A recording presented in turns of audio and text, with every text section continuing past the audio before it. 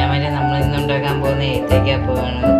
അപ്പോൾ ചെറുതായിട്ട് ഒരേത്തയ്ക്ക എടുത്ത് ചെറുതായിട്ട് അരിഞ്ഞിട്ടുണ്ട്. അപ്പം നമുക്ക് ഏത്തയ്ക്കപ്പം ഉണ്ടാക്കാം. അപ്പം ആദ്യം കുറച്ച് ഗോതമ്പ് പൊടി ഇട്ട് കൊടുക്കാം.